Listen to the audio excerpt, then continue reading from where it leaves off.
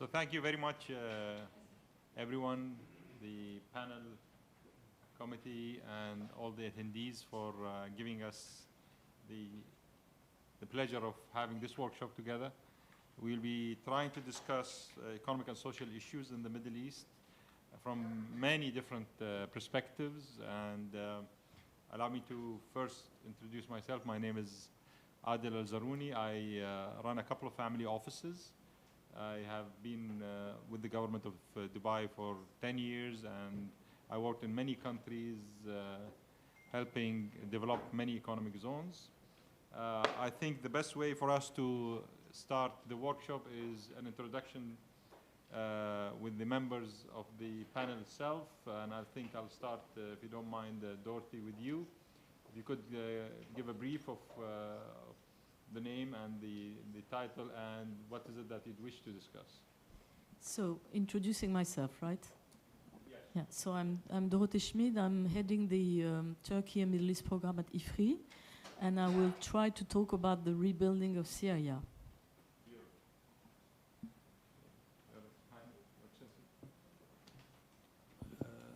Good afternoon. Yes, François Gouyette. I was ambassador of France in 5 Arab countries, and I will address the issue of economic and social challenges in North Africa.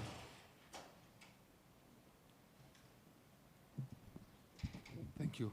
Raed Charafeddine. I'm an economic and social reformist, a commercial and central banker. I will be talking about Lebanon's path to recovery, overcoming the chaos, and building a brighter future. Again, my name is Adil Zarooni. I will be talking about the private public sector in the GCC and some of the challenges. I will also be addressing elements to do with the education system and how is it that we need to prepare for the work for actually generating jobs. Thank you. My name is Kamel Abdallah. I'm the MD CEO of Canal Sugar, which runs a farm the size of Singapore or Bahrain in Egypt, and which is part of the public-private sector initiatives. I'll be talking about social impact investments based on the experience in the region. Thank you. Hello, good afternoon, everyone. My name is Monica Malik. I'm the chief economist at Abu Dhabi Commercial Bank, based in Abu Dhabi. I will also be talking about the Gulf economies and highlighting recent progress in economic diversification and policy making. Hello, I'm Yasseen. I used to be an Iraqi diplomat, served in Paris and Washington, and then more recently as climate envoy. And I'd like to talk about the impact, combined impact of climate change, of demography, and of water stress on Iraq as an example for other countries. My name is Ernesto Damiani. I am the Dean of the College of Computing and Mathematical Sciences at Khalifa University here in the UAE. I would like to talk about the risks and opportunities of the development and deployment of the game changer technologies. An example, LLMs and quantums in this new regionalized situation in view of the fragmentation that we heard about in the plenary. Amazing. Thank you very much. So I think we could follow the same flow and getting some thoughts, probably 5 to 7 minutes, each of us, and then leave the room for everyone to put in their questions and have this discussion moving on. So it's an interactive discussion. It will be a two-way so asking questions and debating as much as you wish. The ultimate objective is that we get out of this workshop probably with more questions, but some answers. And with that, we can all be more informed than when we came into the room. So if you'll allow me, Dorothée, we'll put the pressure on you. They will be copying you. The most topical subject. So very quickly, I wanted to talk about the challenges and the emergency of the issue of rebuilding Syria. Arguably, let's start saying that arguably the economic collapse of the Assad regime was also part of the, weakening, the internal weakening of the system. especially through the deterioration of the lira. The poverty rate in Syria is estimated between 70 to 90% of the population. So I think this contributes 70 to 90. 70 like official, 90 unofficial. So this did contribute a lot to the social pressure against the president and the transformation of the an already weak economy into a sort of a mafia system, which relied heavily on the exploitation, as you know, of Captagon, which was supposed to make for like 2/3 of the exports of Syria. So the level of destruction is enormous, of course. The two resources that Syria had before the war, namely the oil and the agriculture. Agriculture destroyed, of course, by the on the battlefields by the fights, and the oil being controlled by the Syrian Defense Forces, in the Kurdish region, so not available for the central government of Damascus. So the first issue is like to sort of try to estimate the damages of the war. The World Bank thinks that it will take probably like 10 years at least to rebuild the basic infrastructures. And the gross figures, like the Syrian gross domestic product has contracted by 85% since the war started. So infrastructures are devastated, as we said, no resources. And Syria that has become heavily entangled with Russia and Iran, who are now out of the game. So what we have to rebuild is both a working economic system and a system of relationship with the outside world. And this second challenge is even more important because, as you know, Syria is under sanction. I mean, the government is under sanction, but also Hayat Tahrir al-Sham is still on the list of terror organizations. So we are still waiting to understand how diplomatically this will organize in order to allow for external actors to reinvest Syria, to reoperate in Syria. The second important actor is the Syrian diaspora, because let's say that so many small entrepreneurs and the active Syrians have left Syria and take with them especially the manufacturing system that has massively migrated, I would argue, to Turkey, to the southeast of Turkey, and who may be willing to come back to Syria but have to have a consistent framework to act within. So everything is to be rebuilt. The financing of this reorganization of the Syrian economy is very much question pending. And we now also have to insist on the territorial imbalances, which are linked to the fragmentation of the territory. And I think the last element that's very important in sociological terms is that we can consider that the taking of power by, seizing the power by Hayat Tahrir al-Sham is like a revenge of the rural Syria over the urban one.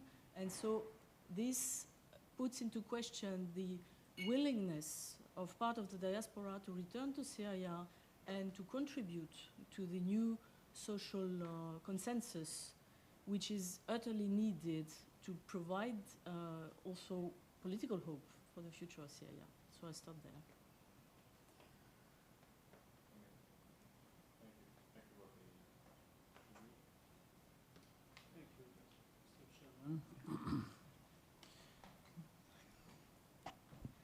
As far as the MENA area is concerned, power imbalances shape economies. The region is one of contrasts. High-tech cities bordering war-ravaged neighbors. Some governments can afford to subsidize education, healthcare, and electricity for their citizens, whereas others struggle with inflation, poverty, and high unemployment rates. So what accounts for such stark disparities? Mainly oil and gas, which propel the region's wealthiest economies. This means the economies are fragile, given the global effort for transition economies away from fossil fuels.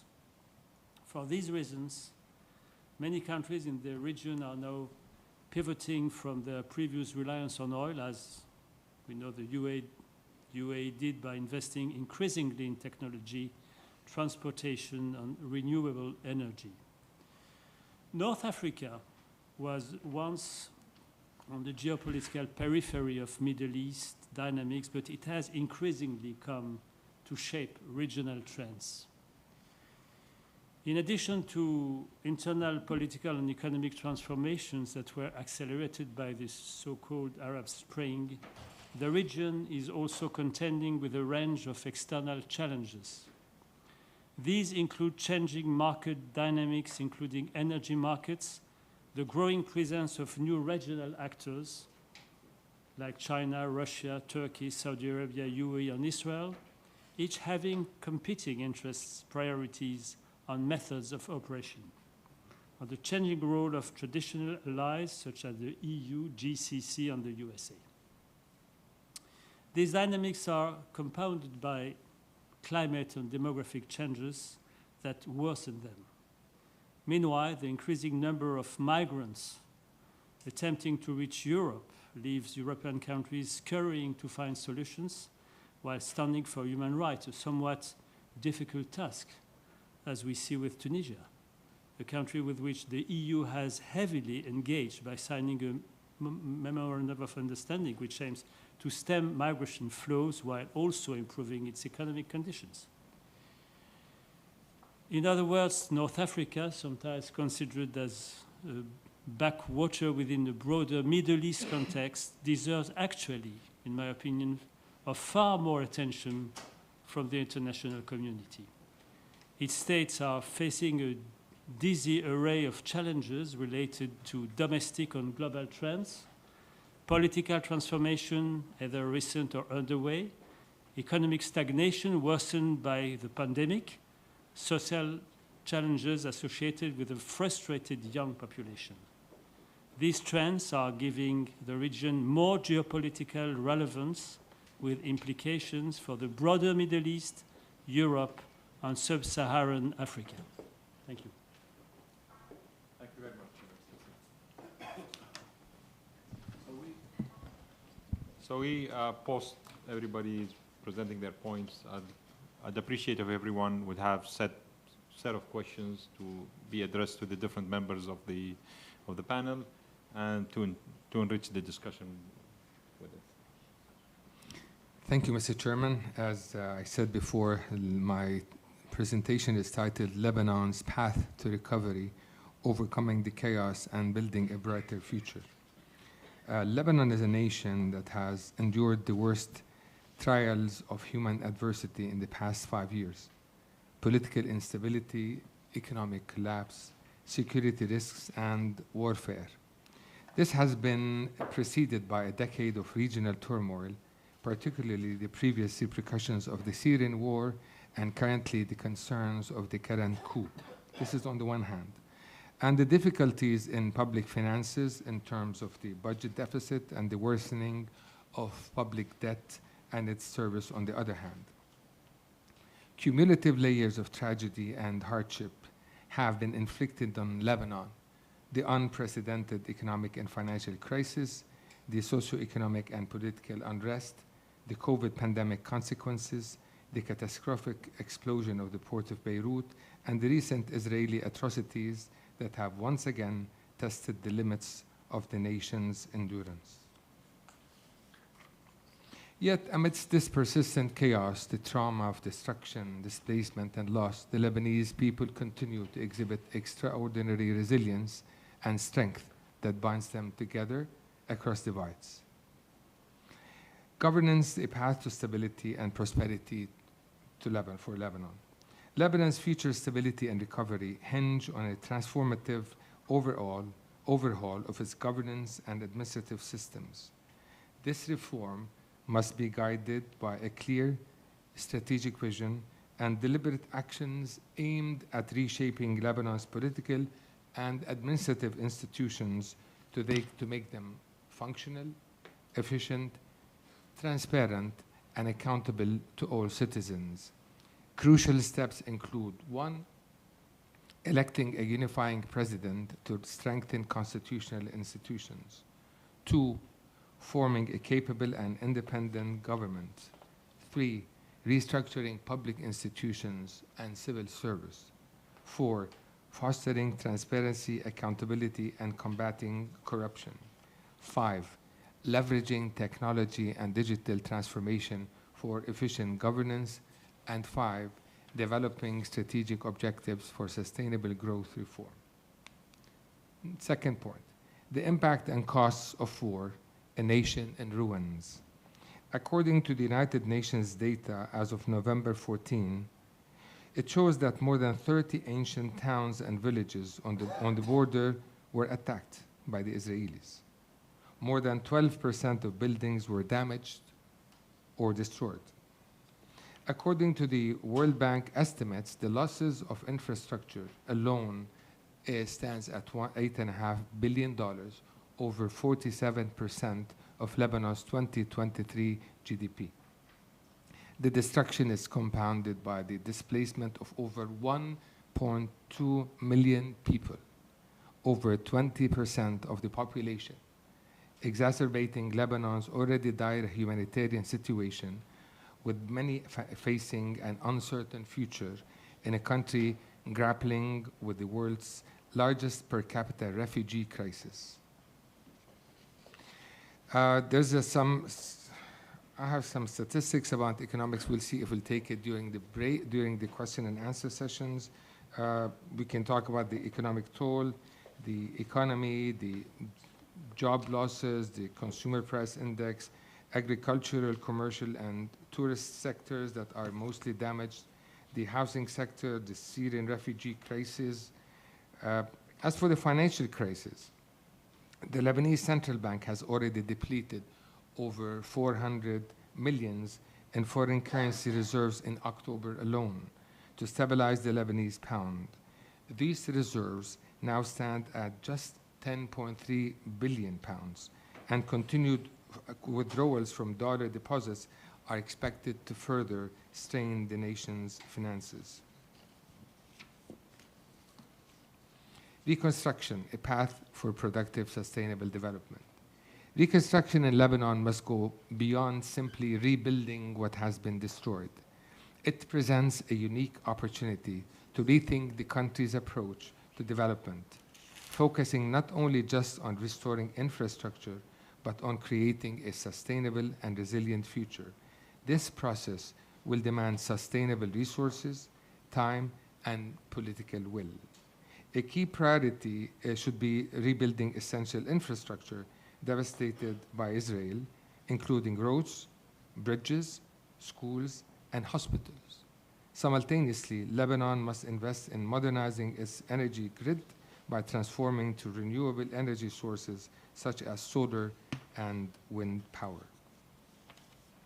Pillars for rebuilding Lebanon's future. That should be carried out through a comprehensive visionary approach that aims at deriving lessons from the past while capitalizing on Lebanon's strengths and comparative advantage. This transformation from the dominant service economy to a more diversified scheme requires directing its services towards synergizing other industrial, agricultural, and knowledge sectors. Well, the following structural transformation pillars should be considered. 1, investing in Lebanon's small and medium enterprises and social entrepreneurship for regional and global collaboration. 2, boosting industrialization and knowledge economy. 3, reforming the Lebanese banking sector and macroeconomic framework. 4, there's an important key role of microfinancing and women empowerment in rebuilding the Lebanon's economy. And last but not least, the national reconciliation and social cohesion, healing the wounds.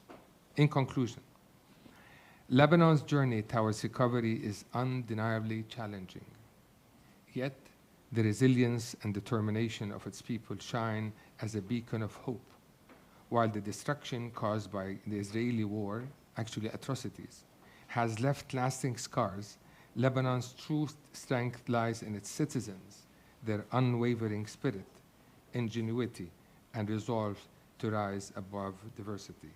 By prioritizing governance reform, economic revitalization, and social reconciliation, Lebanon has the potential to rebuild and emerge stronger, more united, and more prosperous than ever before. Thank you. Thank you very much. Appreciate it. From my perspective, I'll be discussing now, sharing with you a few statistics on family businesses in the GCC,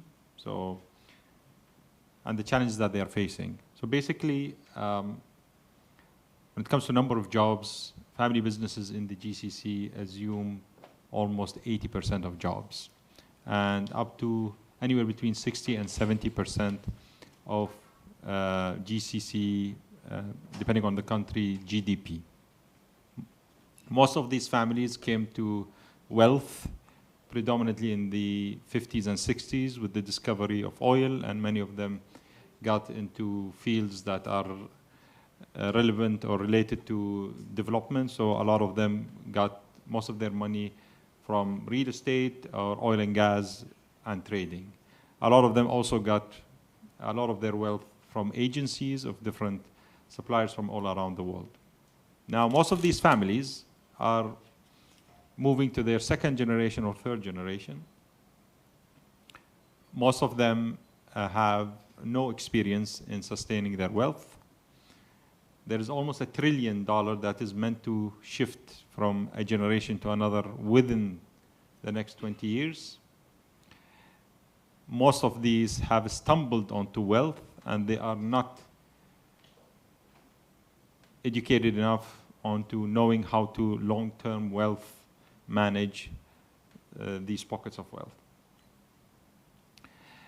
In a fast-moving world where technologies are moving very fast, in countries that are highly actually led by governmental initiatives, when it comes to leading on business sectors, you would notice that definitely in the UAE and more so now in Saudi and so on, their role as family businesses are being endangered today. What does that mean? Basically, when it comes to economies, that means if family businesses lose their role as the holder of the major portion of jobs, if they lose their role as being pockets of collective wealth, then there's a fear of deterioration in social fabrics in the region. Those family businesses have to come to play very soon, get equipped in order to structure themselves properly, legally and financially. Future generations have to understand why does that money need to stay together for efficiency purposes, as well as to secure private jobs moving forward. As per World Economic Forum, 40% of nursery-aged kids will have to be self-fed. There will not be more jobs coming their way. Securing an education infrastructure, as well as family businesses ecosystem, is highly necessary to make sure that by the time many future generations are ready to join the workforce, that there are opportunities for them to find jobs or to be able to grow their own ventures, and with that get investments from predominantly family businesses in this region. So the subject of sustaining family businesses is super crucial to maintain the social fabric in the GCC, super crucial to maintain the possibility of investing in new startups and maintaining those efficient pockets of wealth to keep driving economies in the region. Thank you. Doctor. Thank you, Mr. Chairman. Very interesting comments about what the future in the Middle East might look like. As always, the Middle East, we are the land of illusions, mirages, the lands of crisis. We do have major ones. People nowadays look at the Middle East and say we have the problems in Yemen, in Sudan, in Libya, in Lebanon, in Syria. Indeed, we have many. But if you look at the history, we've had them for the longest time, even before the Crusaders visited us, came to our region. Let me focus on my area of expertise, which is food security. Yes, we have problems with population growth in some countries. In Egypt, for example, you have to feed 3 million mouths every year, which is a challenge, of course, for the government. And tied to it nowadays, we have the other problem, not of hunger, but of obesity and diseases. We have one of the largest diabetes rates in the world, between Saudi and UAE. And people are living younger, so governments have to spend more and more of their budgets on addressing the human cost of these diseases. And then, in addition to that, our lands, regretfully, we only have about 9% of our land that's ready and fit for agriculture. We do have places where we historically had water.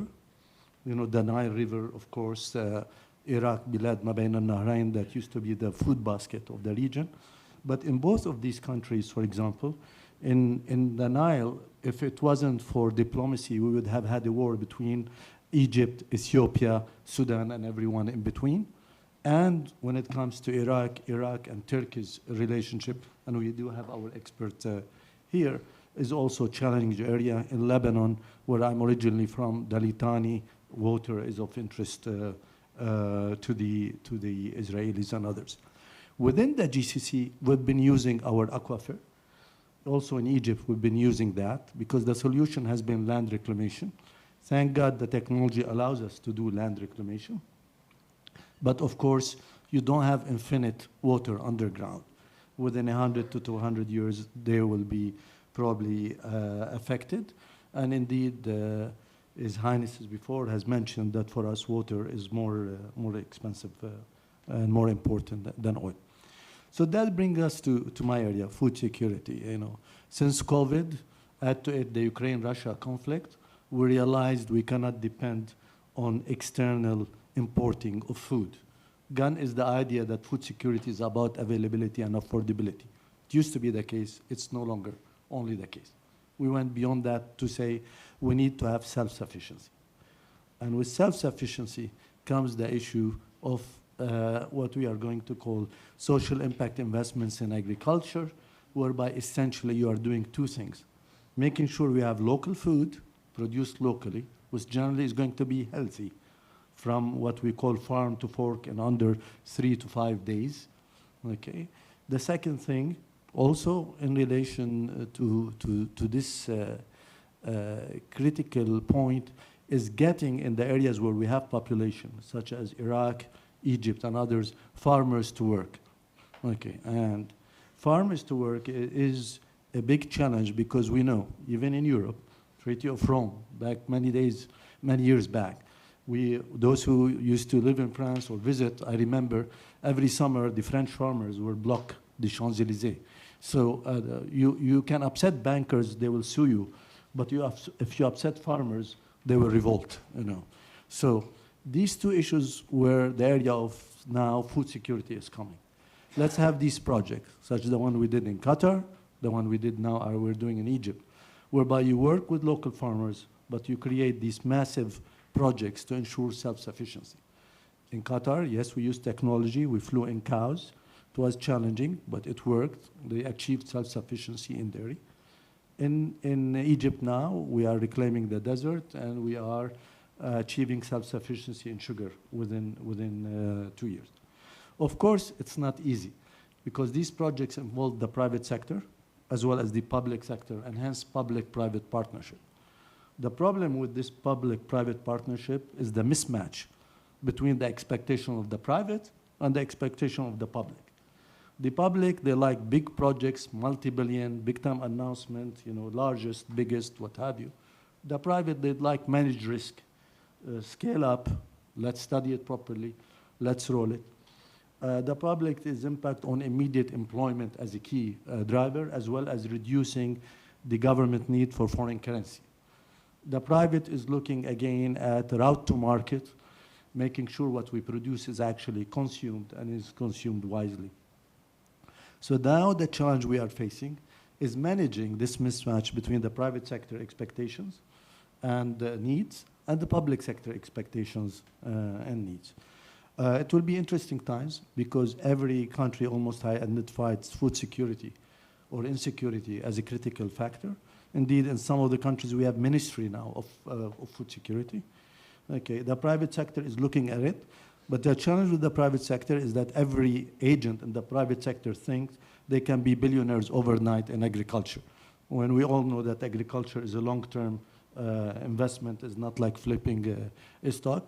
And the third challenge is the people's habits, our obesity issues and people not consuming wisely, but throwing 30% of the food that come to their tables will be another challenge for us in the Middle East. The iftar, famous Ramadan iftar tables are just one example of the kind of food habits that are not good in terms of the managing the consumption. And then the obesity level is another example of the unhealthy insecurity or insecure food habits that we have in the region. With that, Mr. Chairman, I'll yield to my colleague. Thank you very much. If you forgive me, I'm going to speak mostly from the economic side. That's my role at work, and that's my main area of focus and on the GCC. I think, of course, compared to the wider region, the GCC economic environment is relatively far more favorable. We're not being directly impacted from an economic stance from the devastating regional developments that are happening. And so we're relatively isolated at that. I think what particularly, I've been looking at the Gulf economies now for 30 years, but I think what particularly makes me positive about this region, and of course there's significant challenges, including the energy transition, job creation for the youth population, etc. But I think what particularly makes me positive at this moment, really since the oil price collapse in 2015, is the policy focus, the strength to move forward with reforms, make difficult decisions that were earlier seen difficult to progress with. So of course, when the oil price collapsed, and we all know about the social contract where oil revenue comes to the government and then is spread throughout the economy through government spending, you started seeing now areas such as VAT being introduced, excise tax. These are still relatively small, but you continue to see the focus on governments realizing that they can't continue just being oil exporting countries, and they need to gradually diversify and morph into a new economic models coming along. So if you see sort of in 2014, budget break-even oil prices, which we see as a key indicator of the strength of the fiscal position, for most of the GCC countries, they were over 80. Saudi was over 100, Bahrain over 100, Oman over 100. And thanks to these reforms and focus on spending, many of these have come down. UAE and Bahrain, we expect the budget break-even to be below $60 a barrel. Of course, Qatar is in a very different position, an easier position, because gas comes in, and the revenue that's going to generate coming forward from that is going to be very different. So that's one side. And of course, the role of Saudi Arabia also has woken the region up, as Saudi Arabia has progressed with Vision 2030 and its diversification plan. That's also changed the narrative in the wider Gulf economies, where the focus on either staying ahead or progressing with reforms has been very, very important. So the focus on diversification. And I think the third area that really was a seismic sort of view on policymakers here, especially for small externally facing economies, was when the pandemic had happened. So you saw at that point economies shut off, key areas such as tourism, etc., totally grind to a halt. And there's that view again that, okay, for economy like UAE, where the population is 10 million, much of that expatriate, yes, you will have to be externally facing, but to increase the catchment area. So what we've seen from the UAE, for example, is we've had increasing CEPA, comprehensive economic agreements. So we've seen the sort of the catchment area of being a trading hub, a service hub, a capital the hub has moved from the Gulf to the region, to the Indian subcontinent and Africa, and now it's spreading more and more to the wider globe, and it's really being a transshipment service hub all the way from China to the Americas. So I think that is one key area of diversification. Of course, again, a small economy is easier to manage than somewhere like Saudi Arabia. You can, the population still requires large influx of expat population. It means that you can, through your economic zones, be competitive as well, while Saudi Arabia, the key challenge ultimately of Vision 2030 is to create sufficient jobs for its own domestic population. And what we've really seen is, the impressive areas which I did my PhD on Saudi in the 90s, I wouldn't have expected the social reform. The speed at which it's happened, the buy-in from the youth population, these are things we would not have expected. The development of new sectors, such as tourism. But again, these are relatively low-paid jobs. And if we look at technology coming in, to get it's to not only get the jobs, it's to get the employment, to get the know-how, to be competitive on these fronts. And we speak a lot to companies who go to Saudi Arabia, who come to different areas. Again, there's different areas such as the investment area, but, a critical area going forward to create jobs will be labor productivity and cost of labor. And they're, competing with places like Asia, where you've got a different education base, lower, cost of labor, higher productivity. Those are going to be key challenges. And also talking about the role of the private sector, which has traditionally been the family businesses. What you've seen in Saudi Arabia is the state, including with entities like the PIF, taking up more and more of the economy. So it's also creating an environment that independent private sector can thrive. That's going to be critical going forward. Ultimately, we talked about budget break-even oil prices. As foreign investment has not come into the level that Saudi has needed, you've seen the state tapping more and more areas of strength, trade easing of policies, digitalization, etc. All of these areas. FDI to GDP was 6%. FDI in the UAE, Greenfield, was second only to the US in absolute terms. So this is a place where private sector can thrive alongside the state-owned entities that are key drivers. In the case of Saudi Arabia, even though we've seen it increase, it's still 2.5% of GDP. Oman also has seen FDI much higher as a percentage of GDP.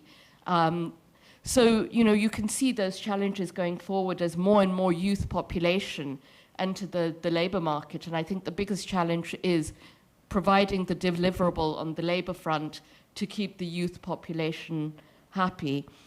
On the energy transition side, if you speak to different members of the GCC, UAE feels that the transition will come sooner, 2030. Saudi Arabia think it will be later. Yes, I think a lot of the GCC countries will be the last man standing on the oil front, the cost of extraction, the cost of production. But the rent coming from these areas will keep coming down as the population grows. And the ability to replace that with areas such as hydrogen, especially as, you know, we are seeing, even in China, huge investment in renewable energy. We are already seeing discussions that Chinese oil imports might peak this year, coming forward from 2030. So we're seeing how quickly this is happening. So I think, again, the ability to invest is different. UAE, which is further on its investment, whether it's on infrastructure, tourism, you're seeing more resources coming into that. Abu Dhabi, 40% of energy generation comes from clean and nuclear energy. And you know, Oman is doing a lot on green hydrogen and gas as well. Qatar also gas capture. But I think in the case of Saudi Arabia, to meet its own energy demands and to be able to export green energy and to have the rent to support the population, that is going to be a key challenge as well. Thank you very much.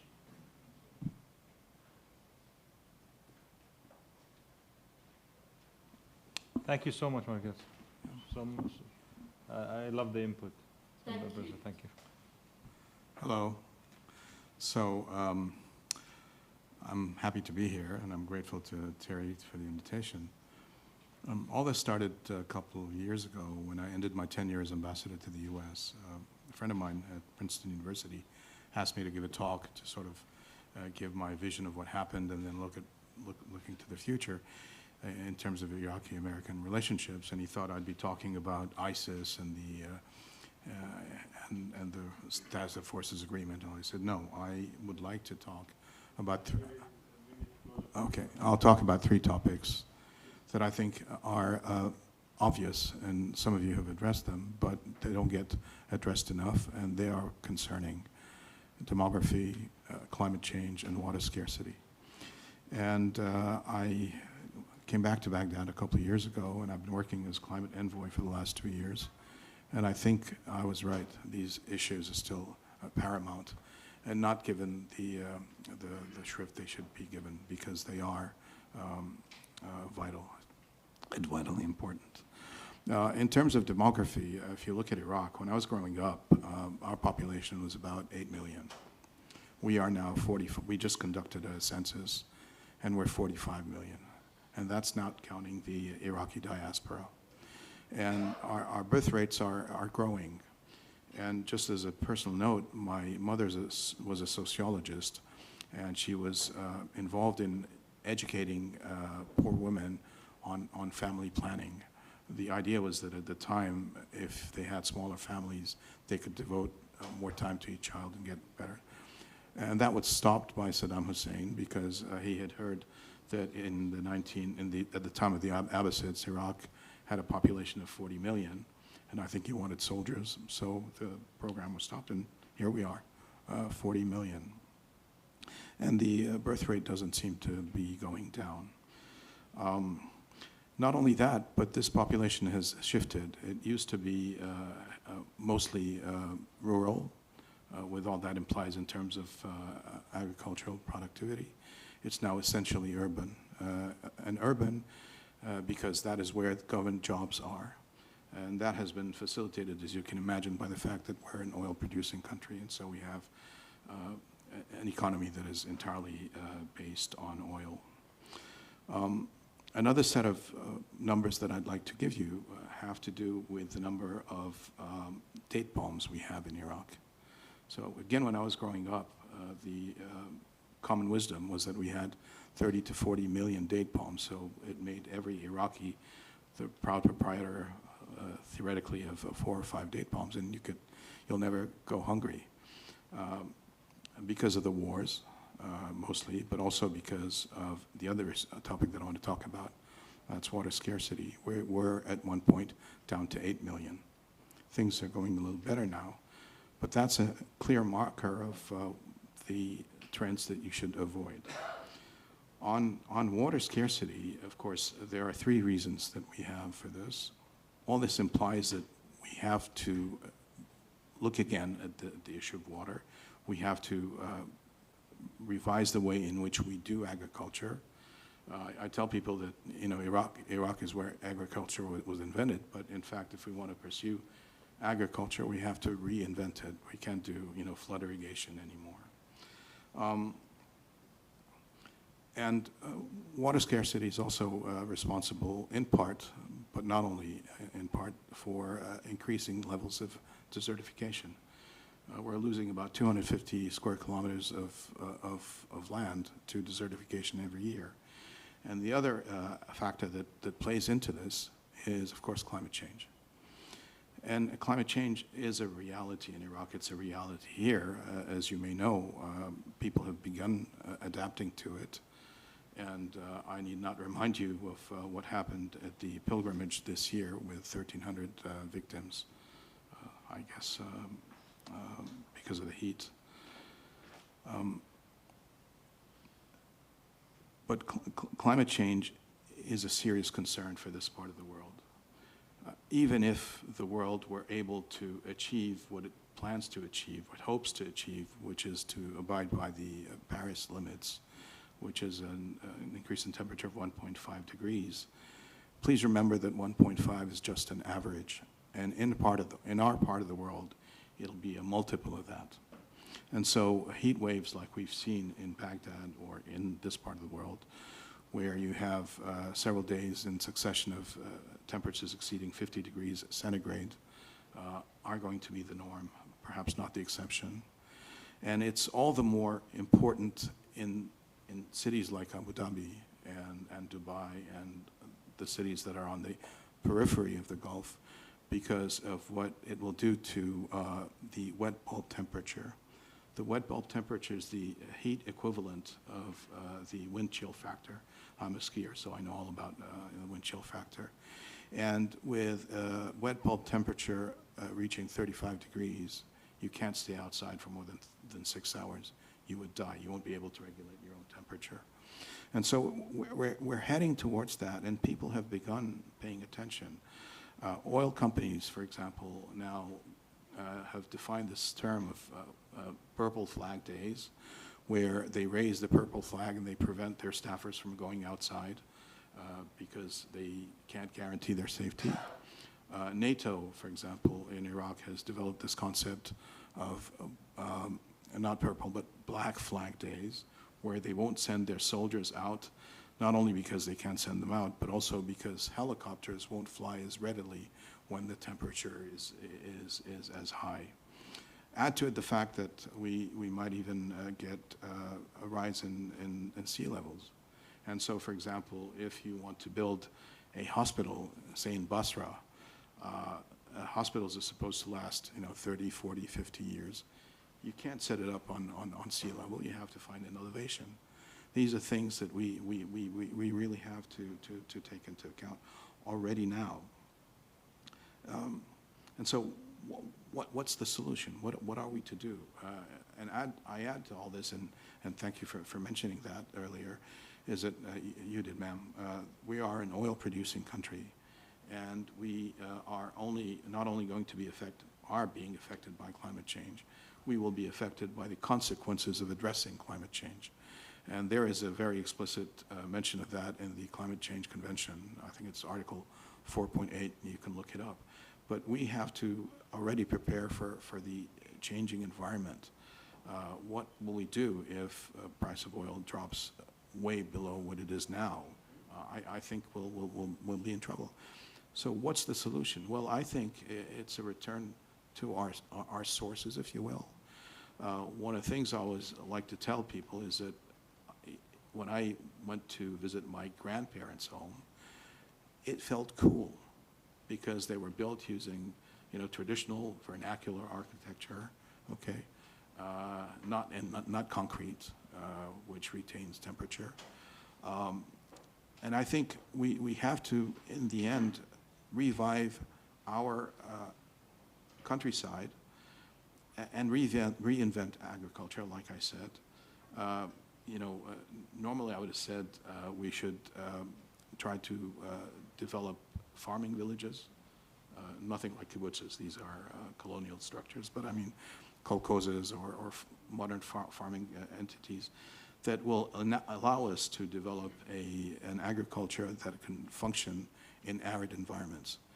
And you can tell me more about that, I'm sure, sir, Mr. Abdallah, but the technologies to do agriculture in arid environments are very well developed, and there are countries that rely on this entirely, countries like Australia, countries like certain states in the United States, even Spain, and this very country, and Saudi Arabia. So I think we really have to look at the development of our economy beyond industrialization, revive our agriculture in ways that will allow us to adapt and become resilient. And honestly, it's better if we do it together. At the UN General Assembly last year, our Prime Minister, actually ahead of COP28, launched an appeal to the countries of the GCC and Iran to set up a negotiating group to look at how best we can, as a group, defend our interests and adapt and get the resources to adapt. And so I think that's the way forward. We have to do what we need to do on our own, but we also need to do what we can do together as one. Thank you very much, Mr. Farid. Finally speaking, you were mentioning trying to have a control over birth rates, whereby here in the UAE we created a new ministry actually last week, which is called the Ministry of Family. And the purpose behind it is to increase our birth rate, bring it back to the numbers, because these are some numbers I've looked through. Human population today is 10%, where 10% of the human population today is above 65 years old. And it's expected to be 25% only by 2080. So we're talking about 55 years from now. And our problems are completely the opposite. Yeah. And whereby we are globally gonna face, it's already started back in the 60s, a human population drop crisis. So I guess a bigger question is, where is the young gonna move to? And it's more about that than it is going to be about, how many more mouths to feed. That will be a really interesting discussion to have. But thank you very much for bringing that in. I believe, Professor Ernesto, you have the cool stuff now to talk about, AI and... Well, yeah, I wanted to bring, let's say, the technology's perspective, but when I see the nurturing of waves of opportunity.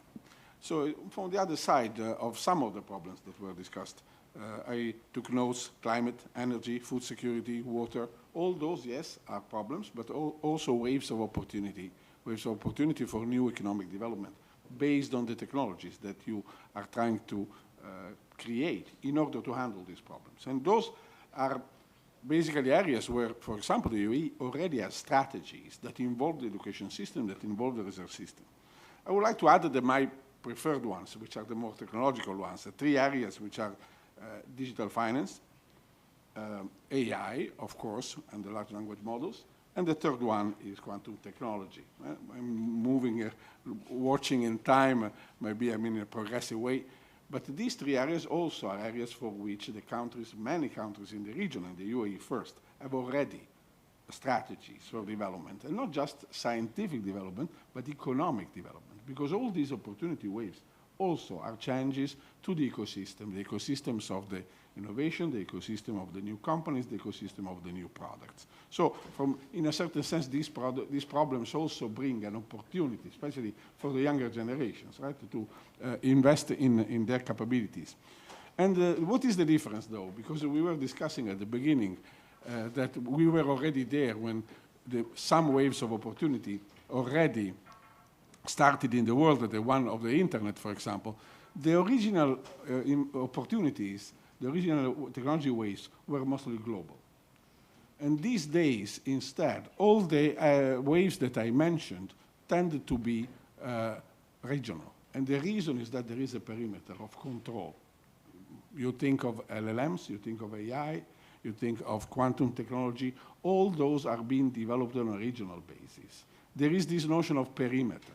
So it is no longer accessible, even from the IP access point of view, which the IP access used to be a global market in which you needed IP, you would buy it. You would buy some company from somewhere to get the IP. And this is no longer that easy because the IP is regionalized and there is this notion of digital sovereignty and digital control. So the different regions have different ways of handling these waves of opportunity. And of course, this corresponds to different governance. This corresponds also to different roles of the university. And this is my interest, of course. But I see this, this differentiation sort of taking over in the different regions. And of course, I'm particularly interested in this region. So what is the opportunity that we will have in this region to catch those innovation opportunities and to turn them into economic development? Well, first of all, we have the opportunity because in this region, we started now to build the infrastructure. Universities, the research centers, all the stuff that has been developed in a number of countries. And the UAE are one, of course, but we were discussing Saudi Arabia as well. There's been a big effort in that direction. So this has created an infrastructure. It's an infrastructure that wasn't there before. I remember when I first arrived in this country, there were much limited numbers of research universities. Now you have easily 10 to 20 universities here in the UAE that are at the top of the rankings. So this means that the infrastructure has been done. Secondly, there is the notion of creating the critical mass of people, locals and expats alike, that are capable of then moving out. And then there is the notion of the investment. So now I talked about the opportunity. There is also the problem of the risk. The risk is that in these opportunities, in these waves of opportunities, you also have a big scale of investments. If you look at the amount of investment that are being doing in areas where there is a very, very, can I say, high risk on the investments like quantum, look at the figures of the China effort on quantum technology. This is a big effort that is being done with a very high probability that some of it will be useless, but then these big regions can afford and will afford it also for a number of political reasons that you know much better than I do. But certainly, the risk is that we'll be able to sort of run all these different races at the same time. So I'm not that much worried of the after oil and gas. I'm worried that we choose the right priorities where we can actually deliver to the region, not only in terms of the individual, the individuals, because that I believe we can do, but also in terms of the change in the ecosystem. And the universities, what will be their role? Well, I know that our chairman is interested and expert in this area. So the universities can have a role, not just their product are not just the people, is also the ecosystem that you can create around them in terms of the innovation initiatives. So, well, I would like to stop here. I think that these problems have another side, and the other side is the opportunity, if we can catch it. Thank you very much, Professor. Appreciate it. I think we have an impressive variety of speakers here that cover quite a wide set of subjects. I would love that each one of you do bring up questions and allow me to try and take it right to left. The local culture goes that way. So I'll take questions from the right and then I'll be back and we'll take a couple of these rounds. We have some time, so guys, we have good time. So I'll probably, would you allow me? I'll start from the right. Yeah, please go ahead. My name is P. Emerson. I'm in education, and I note that you have founded a citizen school. Yes. And if you go into economic, social issues, education is the key. I have now 30,000 students in 6 countries. Wow. And I also have a school in Jeddah, the Noon Academy. Wow. And I can see you have a great change in education because private operators are coming in and making sure to provide alternatives, get competition, and get better education. You know, the 2030 program called for about 30% in private education. We are not there yet, so the Kingdom now invites more international operators. I have had interesting meetings with the Minister of Education in UAE also, came to Sweden for 2 days and saw our operations. And I think in everything what we are doing, if we could provide to open up for more of competition education alternatives, that is a ground for social and economic development. Thank you very much, sir. I totally concur with your statements, and I believe there is an opportunity here in the region to I hate to use the word reimagine, but I think there are educational experiences that are differentiated and probably to some degree more innovative that could come out from this region, since this whole industry, let me call it an industry, is still at its infancy.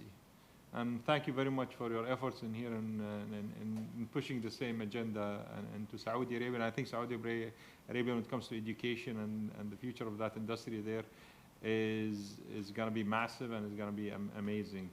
And with bringing new talents, we would definitely help enhance the quality of people, quality of life, quality of life of many people in the region, and thank you for contributing there.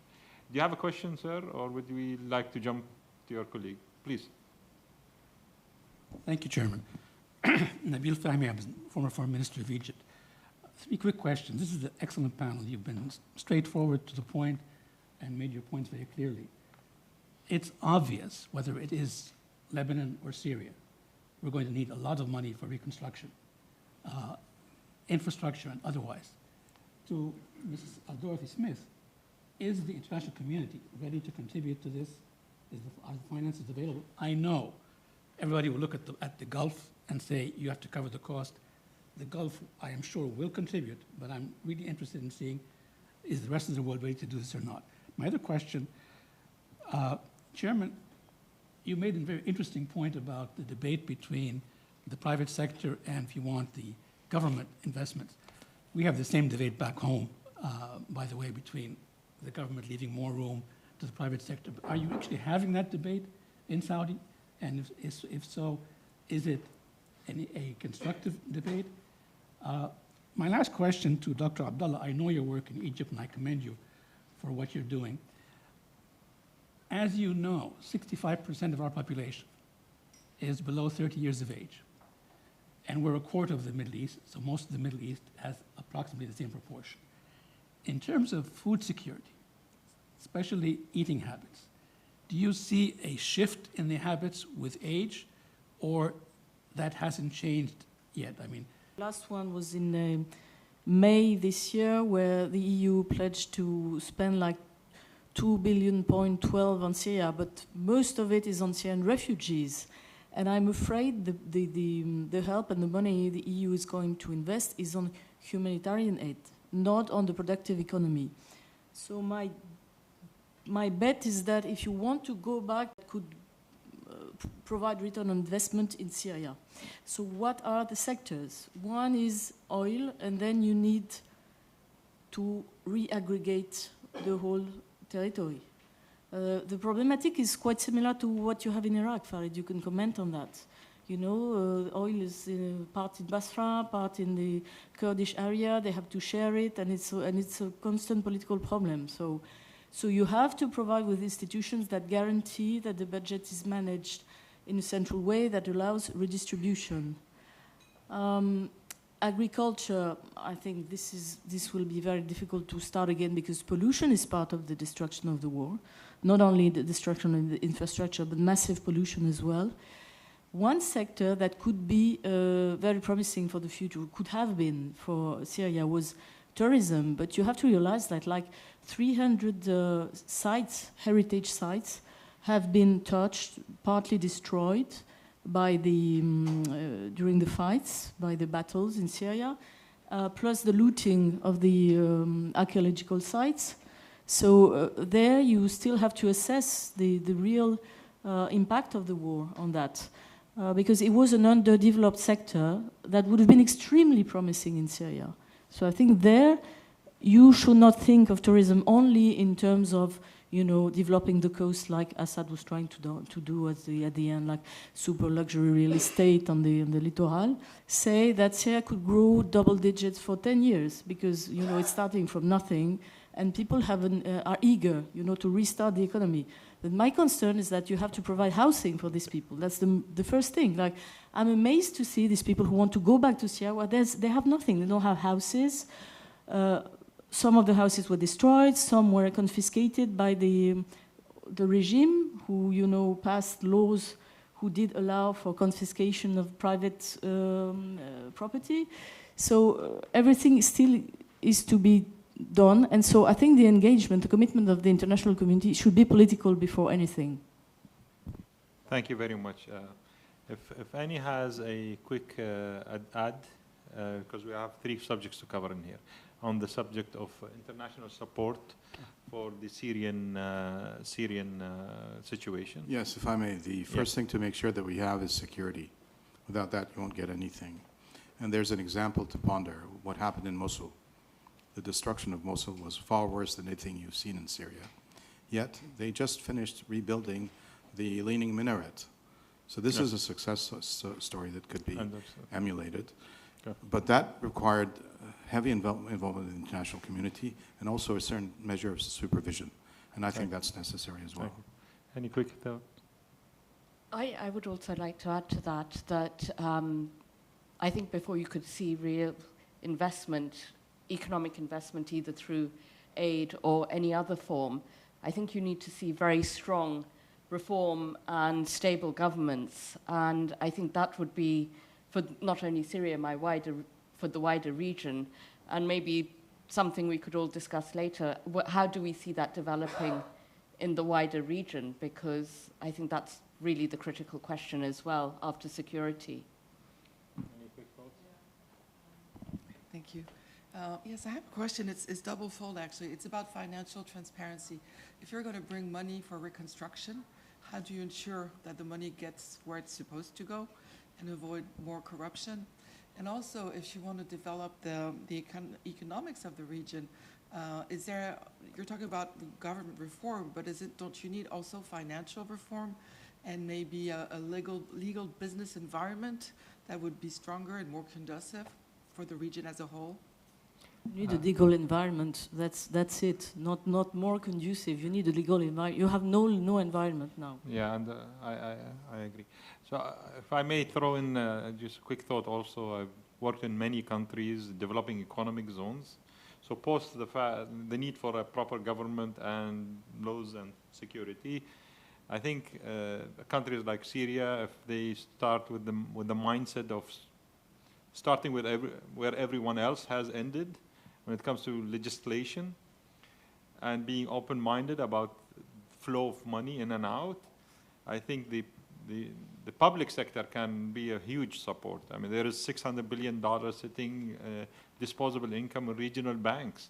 They need opportunities, but then where are the opportunities? They are all held by unfortunate restrictive red lines by many countries in the region. So this is why countries like the UAE and many more countries now regionally are taking advantage of the fact that there are many red lines with many other countries. So probably, I think it's far-fetched, but it's not impossible, I would guess. On the food security. Yeah, the question was, do we see changing habits in the Middle East? We have 2 values in the Middle East that are changing, or they're in opposite direction. One is the definition of beauty. The young people like thinner, healthier looking singers, actors. I mean, if Kalsoum was back again, she would not even fit on a screen by the young generation. So that's on the plus side. Of course, plastic surgery and operations are doing their part, but people overall are trying to look healthier and more fit. But on the other hand, the challenge we have in the Middle East with the value of generosity. We as Middle Easterns love generosity. And the best way we show generosity and love, like my mother, like my grandmother, like every people who invite us to lunch and dinner, is to keep on telling you, eat more food, and you know.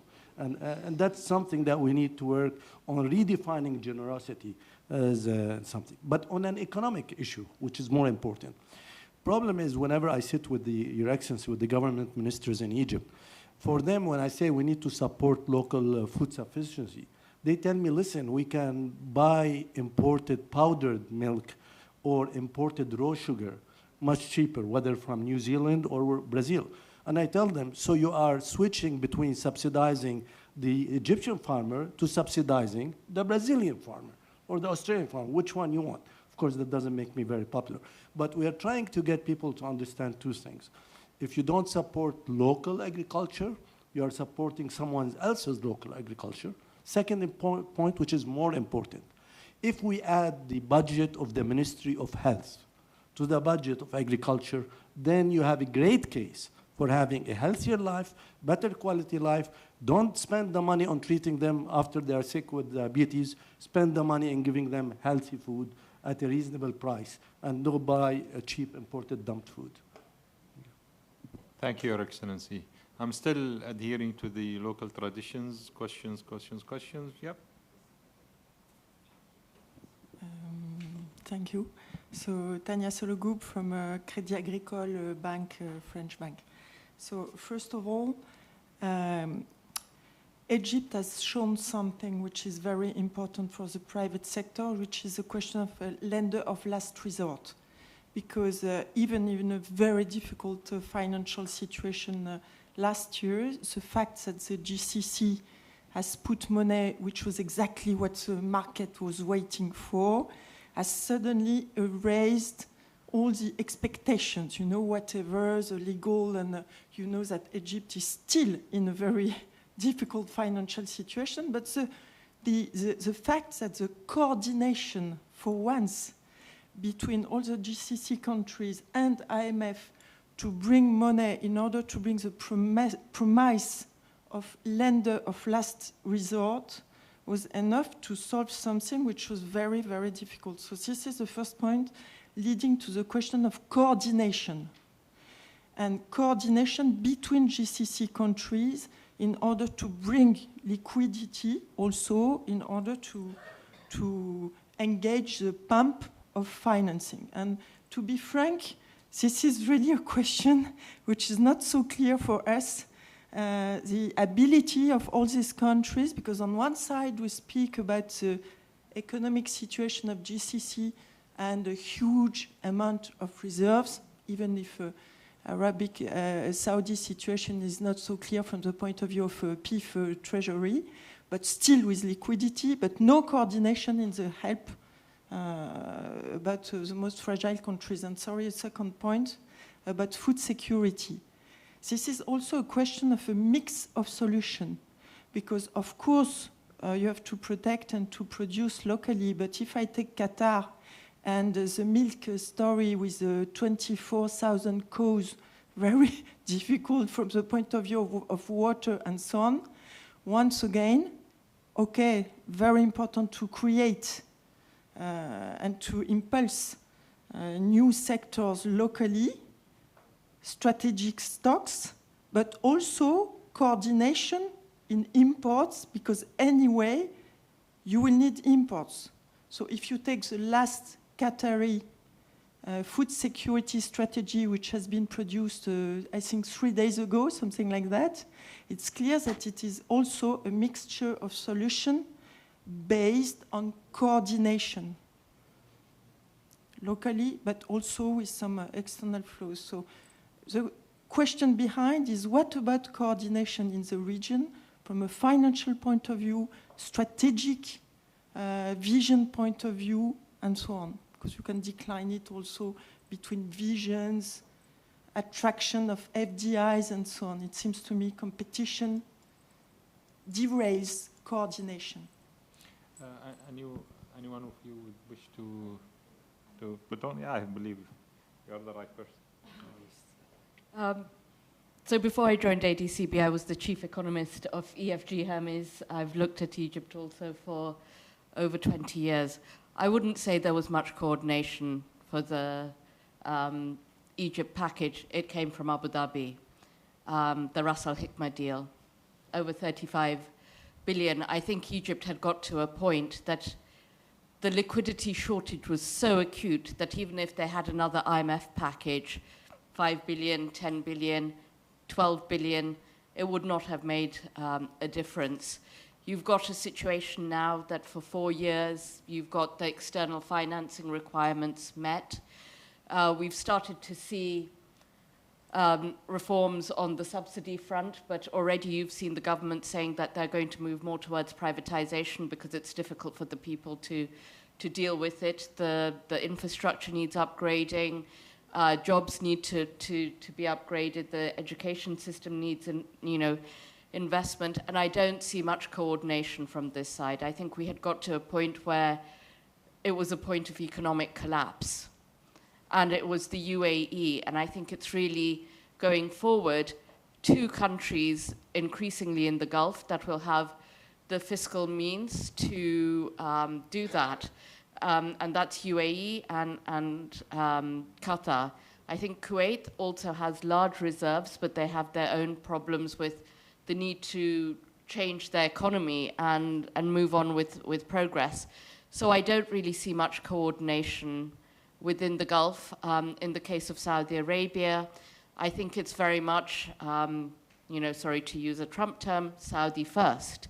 All their resources are going to be used for Saudi Arabia. Yes, there's a discussion a bit on, a Saudi deal.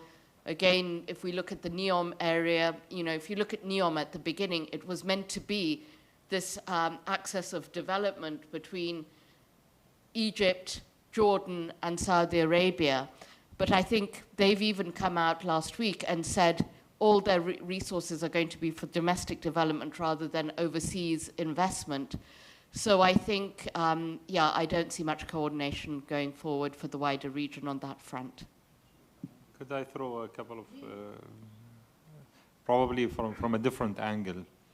I hear a lot on the subject of us competing, like, UAE competing with Qatar or Saudi and I've worked in Saudi Arabia developing multiple economic zones, and I worked here in the UAE and Oman and Egypt and a few other locations. I want more competition, frankly speaking, because most of the money in the GCC has classically gone outside of the GCC.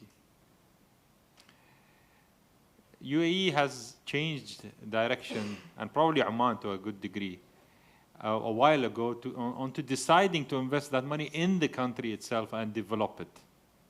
Saudi Arabia, for a change, now has always helped others, but never really invested so much in itself. And that's the case now in the GCC. The more Saudi grows, everybody around it will grow. And that will be a bigger collective economy, despite the fact who owns more percentile-wise. But overall GDP, probably there is a case here for a positive outcome. That's my opinion in that. Would you like to add any point?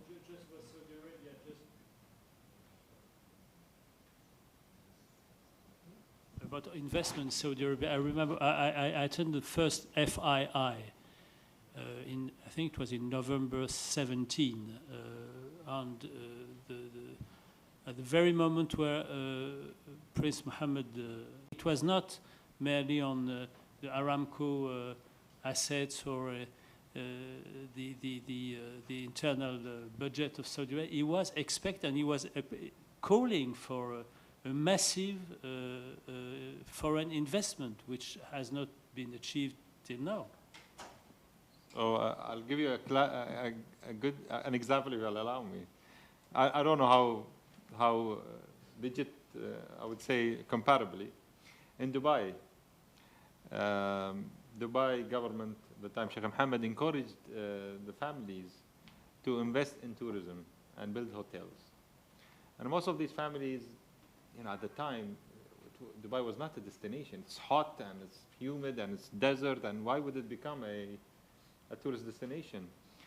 So he and the government of Dubai invested in what is today used to be called Chicago Beach Hotel. Now it's called Jumeirah Beach Hotel. And post that and the success of that, then the families realized that, you know what, yeah, we probably should invest in that.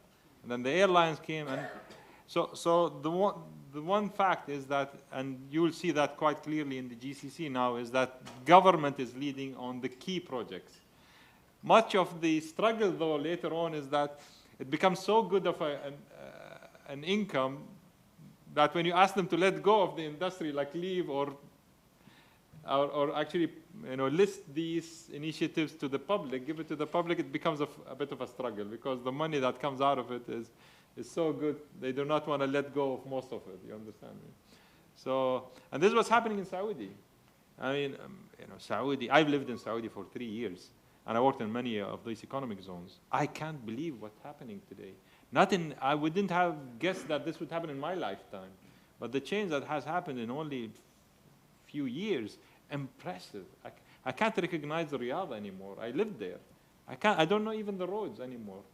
The reality of the matter is that the government will lead, and it will be, but everybody will benefit at a point in time. And what we would all wish for is that at a point in time, it does not dominate as to be all governments investing, and that some of that is left for the private sector to leverage off. That's hopefully the case. But do they need to build a NEOM? Do they need to build King Abdallah Economic City? Yes, they do. Yeah, they should. I'm sorry, did you receive a reasonable answer? What will be, which type of debt it will be? So, you have good debt and bad debt. So I'm not, my deep question behind was to find the link between the rich countries of the region and the fragile countries of the region.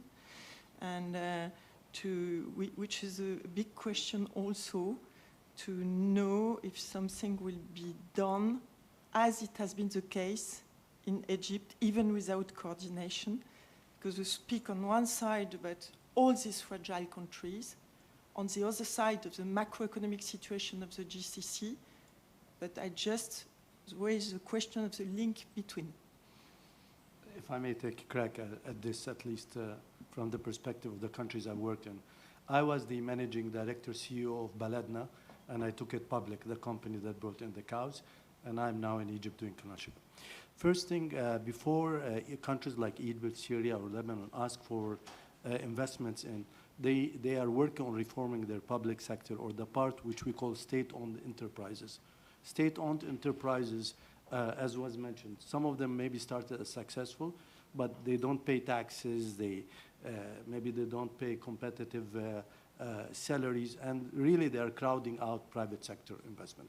Although we needed them maybe to start, but as mentioned, we need them to exit at the right time. The second thing in economies where interest rates like Egypt is about 30%, the interest rate. You are effectively, as an economist, you are crowding out also private sector, because it's very hard to get viable businesses that will justify this return. And the third thing is the habits of the region. Historically, we love trade. We are traders, and we made more money in trade and in services, and we skipped somehow agriculture and industry in our economic development. And now getting people to see that agriculture will only make sense if you can put a factory next to every farm that will ensure that the food you get out is going to last more than 3 days, which is the case of sugar beets. They only last 3 days, so you have to put sugar factory, what have you. So you need to have this industrial driven solutions, of course, along with other things. Back to the investment you mentioned, it was straightforward. Egypt cannot afford but to have stability. 100 million people with an economy failing is a risk to the region and really to the world, because we might, I'm not Egyptian, I'm Lebanese, but we might jump on ships and go the other direction. So if you want to keep us there, and that applies to the issue of Syria. You want us to go back to Syria from Germany and France, where immigration is a problem, and where you have a lot of issues in these countries. Help these Syrians, instead of paying them support in Germany or in France or whatever countries they are in, pay the money up in Syria, not in Lebanon and other places. I hope we answered your question, ma'am. Probably a quick indirect answer. Before what people refer to the Arab Spring, which is probably more of a winter, I used to work in Libya at the Gaddafi days. I used to work in Egypt, and I used to work in Syria, and I used to work in Turkey, in developing economic zones. And all of these countries wanted change to the positive. And all the other countries in the region were very happy to come and support. Problem you can't support if you don't have political stability. So this unfortunate event that has happened has dragged the region a few decades. And I truly salute the wisdom here in the UAE, and Gargash analogy in his speech was impressive, I have to say. I mean, the wisdom in, this is why peace is more expensive than war. To trying to bring in a stable region, will the other countries be happy to support? I have no doubt, I've seen it. I'm sorry. So we'll need to jump a bit.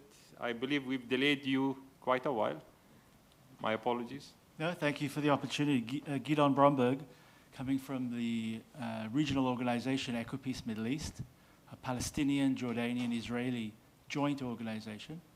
And I think it very much exemplifies the sentiment of His Excellency Garbash in both action in support of diplomacy and words of moderation. I think I wanted to speak to the words of Mr. Farid, who I thought really highlighted the importance of focusing on the climate crisis as a common threat for the whole region. And as an expert in the issue, at least the Eastern Mediterranean is already experiencing a 2-degree increase in temperatures since the 1950s. So it's way beyond the world average we're all fearful of. And we're expecting an additional 4-degree increase in temperature. And here in the Gulf, it's even worse. And I think that brings together the need to focus on coordination. And my question, I think, will be mostly to that question, how do we advance here coordination? When we look at Europe facing the climate crisis, and they're not a hotspot, they produce a European Green Deal. Where's the Middle East Green Deal? And how can we possibly expect to survive the climate crisis without having a clear plan of coordination, of compromise, both political, economic, and social? And then when we talk again about coordination, I had the opportunity to speak about IMEC and the Peace Triangle edition of IMEC in a panel yesterday. Surely, when we're talking about the rebuilding, we need to transform the interests so that we don't rebuild in the same way, as was said earlier, that has just leads to another round of destruction. So that the rebuilding needs to be done in a transformative way that changes the interests. And if we don't change the interests that deal with the Israeli, Palestinian, Iranian issues, then we don't really change anything. And I think that's the challenge that we have. And I'd love to, I think Europe has done it through coal and steel, and then the European Union, and it's an example of the European. I'd be grateful to ask, what do panelists see as the greatest challenges to moving forward in the Middle East in similar directions? And please don't, I'd really like the discussion to be in the spirit of Anwar Garbash. Thank you very much. Would anyone would like to pick it up? I have a small comment on this, but I'm not the matter concerned. So I believe in the challenge is always going to be that the environment is not something that is regional. Yeah? Who produces CO2 historically has leveraged of doing so and gathered a lot of wealth by doing so. And many, unfortunately, are judging the less fortunate countries today, pushing them to be more green when they are economically not stable.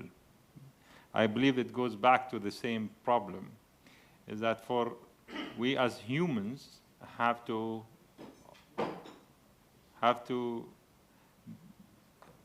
act with the environment like birds do. Borders are environmentally are not real. Yeah? And for as long as we believe that we have a shared responsibility of uplifting everybody to a reasonable quality of life, the whole subject on being more environmentally responsible in one area versus the other is going to fall apart. That's my opinion. May I do something on the coordination part? Because, of course, you mentioned different types of coordination. There is also the coordination of the platforms of education and of science production. And this is a typical coordination that in Europe has been tried at least, and that is, let's say, less evident in the region here. And I think this is very important, the notion that there are some platform issues on which you cannot compete because you don't have the scale. So I just want to mention one, which is basically the development of the AI and the large language models. This is something that if you try to do nation by nation, you won't have the critical mass. This is, I tell also in Europe the same thing. When France or Italy, they try to do their own effort. And there is, anyway, a framework in which there is, a common platform has been created in which this type of discussion, when to compete and when to instead collaborate, can be done. So I think that the first step is this one. Coordination in, I was in Riyadh, I went to visit this last month for the list of the Saudi giga projects, and you can imagine why they took me. And they took me because each of these giga projects has a university project attached, and the notion that of the creation of a network of academic institutions. So this is something that can be done country by country, but also, in my opinion, should have a regional perspective, because only with the regional perspective you get the scale. You need the talent, number of people, number of PhDs. You can't achieve it country by country. This is just my... Any input here, Depends on the country. Some countries can. Mr. Farid, any input here? Yeah? Or any of the other panelists? Would you? I just wanted to say a word to address what Virginie asked about the stability of the legal frame, etc. So I think wars have made the whole of Syria, part of Turkey, also move to the gray zone completely, to informality. Informality and trafficking does thrive in times of war, clearly. This is what we've seen with the drug economy in Syria. Now, thanks to the Israelis who bombed the laboratories, the Captagon production laboratories, you have a chance maybe to eradicate this, but we don't know. But I mean, informality does not necessarily mean mafia or bad economy. Not necessarily. It means that the state is not in control of the economy.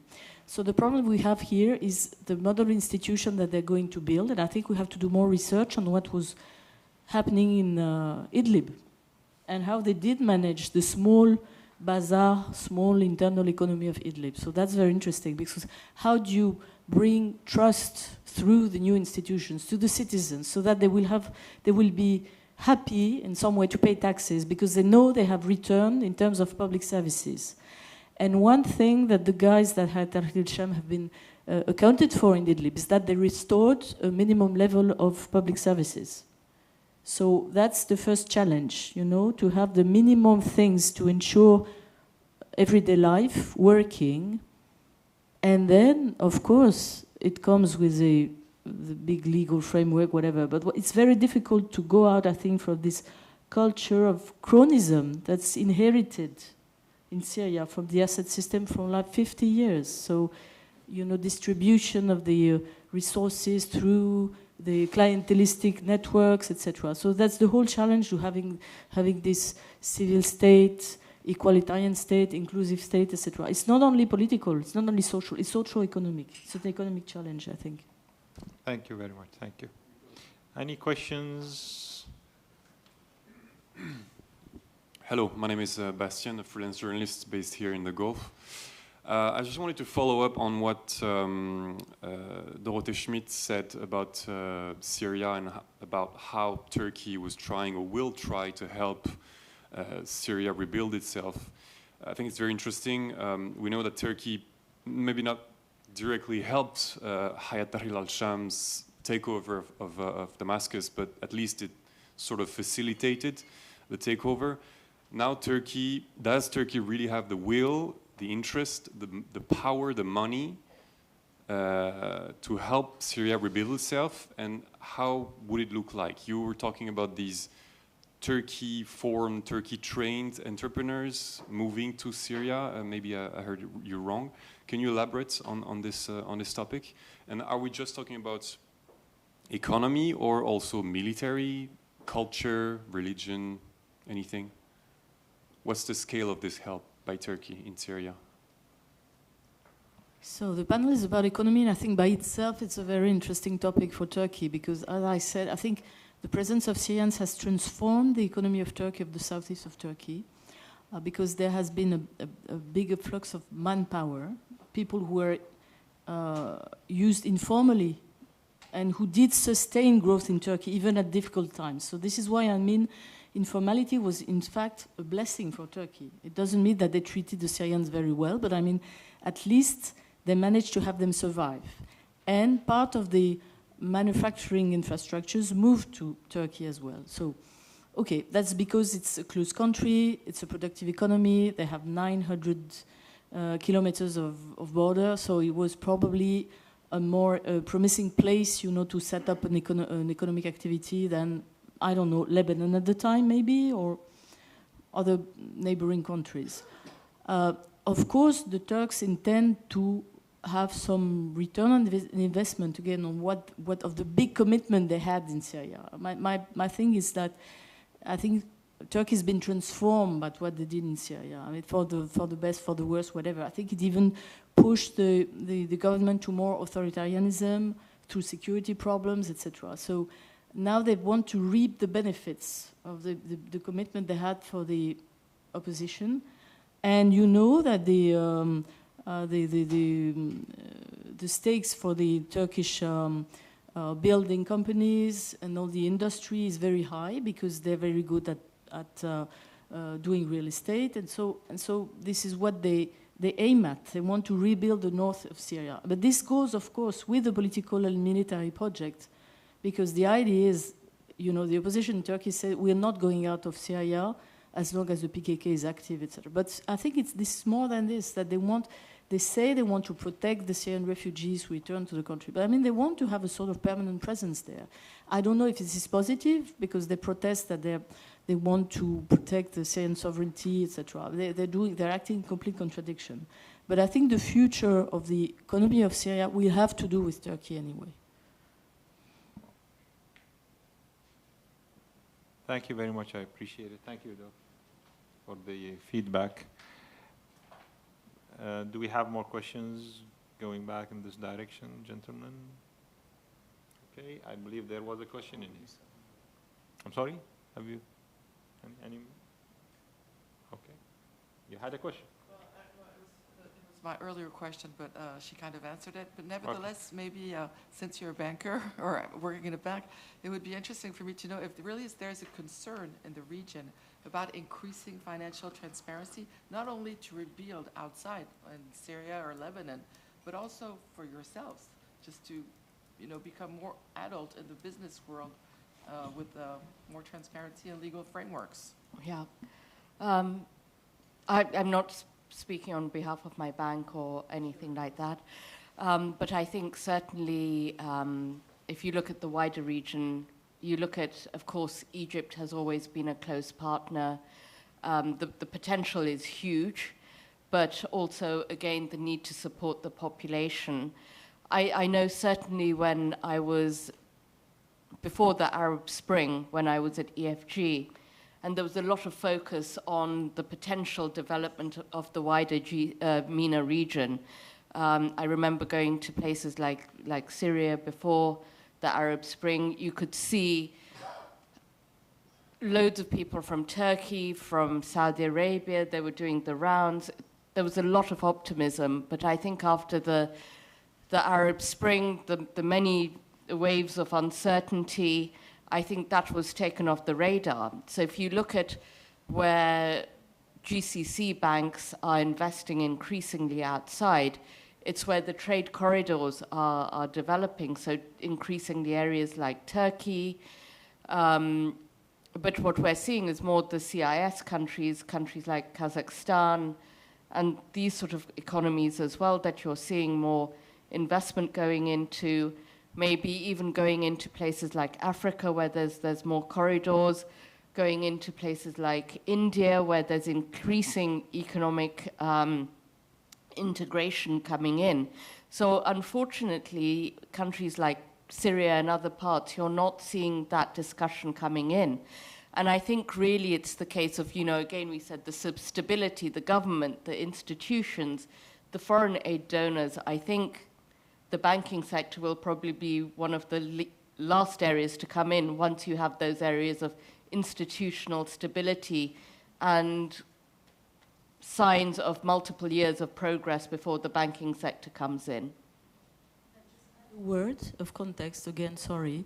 One thing you have to take into account is that as far as Syria is concerned, the government was under sanctions. Its main economic partners were Russia and Iran, both under sanctions. So what does this politics of external pressure from the West produce if you're interested in increasing transparency? How do you get out of this system of regional system of sanctions? Thank you very much. Appreciate the feedback in here. Do we have any random questions from anyone in here? Yeah, please. Hello, Zaina Ashi from Lebanon. I'm in ESG, governance, and manufacturing of F&B. I have concerns about the superpower countries alignment, about the role of the Gulf in rebuilding the area, and all of these stuff. But don't worry, guys, I'm not going to ask you at the end of this panel about all these issues, since there's a lot of unknowns there. I'm going to address my question to Chairman Adil. You mentioned something about trillions shifting from generation to another in the area. And I guess this is really alarming if it's not done properly. So I want to ask you about the role of corporate governance here and to ensure these kind of succession plannings and conflict resolution within these enterprises, and specifically when it comes to family-owned businesses. Thank you. Thank you for the question. I think there's, in fact, a more fundamental question, which is long-term wealth management as basic knowledge. So when I started building a school, I've realized that schools, and I come from the healthcare industry also, schools nor the healthcare industry, the education industry nor the healthcare industry are concerned with our quality of life. And when I say quality of life, are probably segmented into physical well-being, mental well-being, social well-being, and wealth well-being. Education system, for some good reason, 200 years ago, needed to function like a factory. But then you have the question that begs, why is there $600 billion of disposable income sitting in regional banks? Much of that is due to the fact that most of us, I would claim more than 95, 97% of people have no clue on how to long-term manage their wealth, long-term manage their wealth. They all gamble. I put it in my friend's great idea. I put my mother's and father's money saving there, and they lose it because 9 out of 10 businesses either ways fail within the first 3 years. So by default, actually, businesses fail. That's 200 years of statistics. So delivering on the knowledge of long-term wealth management, delivering on the knowledge of well-being in general, is something that the education sector has to take on board and be responsible of. In fact, it needs to go beyond the education system. It needs to be at the government level, because it then propagates into all different structures, government structures, or services that are provided within the government. So long-term wealth management as basic knowledge. Why is physics or chemistry more important than you knowing how to manage your money for the betterment of yourself and future generations? So that is one thing. Second thing, when it comes to governance, I think there is a lot of emphasis, and I'm a PhD in governance of family businesses, and I have a book on that. But I think there's a lot of emphasis on governance. But I think the emphasis has to be, why do we need to stay together at all as a family? Why is it a good idea at all? And then, and with that, we need to appeal to the emotionality of people. That we are all together because it is good for us, it's more efficient. We, as individuals, will have a better chance in life. Our quality of life will raise, vis-a-vis forcing a relationship that is probably better. What's the use of you being rich but hate everyone in the family, or not being able to get your money, or not adding to your quality of life? You're just sitting there cursing your cousin that's running the show. So I think what needs to come ahead of, wealth management, long-term, the science of it, science is there, education is not there. And then emotionality, it needs to be democratic, it needs to be consensus. And then governance come to play. Now when governance come to play, where it hits a lot, and where a lot of coordination has to happen, and unfortunately governments have to interfere, is with the laws and regulations as well, inclusive of taxation. So I'll give you an example here in the UAE. The government has done a great job in focusing on the area, put in a lot of structures. I have built a family office, 2 family offices actually. I transferred some assets, like real estate assets, to one of the families, thinking this is for the sustainability of the business. But then taxation came, which was the good old days where we didn't understand taxes. Yeah, I miss those days. So it comes to be that, if a property is under a company, it is taxed. But if it is under an individual name, it's not. So I want to send the property back to the family members. So here where governance come to play in relations to the family. Again, governance is only a translation of what I hope to be an amicable understanding amongst family businesses on how do they foresee the quality of life of future generations. Okay, so that's the way I translate. I don't know if I answered your question. Thank you. Any other comments, questions, please? Anybody wanted to throw in a comment in here, okay, gentlemen? A question on family businesses. Oh, yeah, so I happen to have known... Is he okay?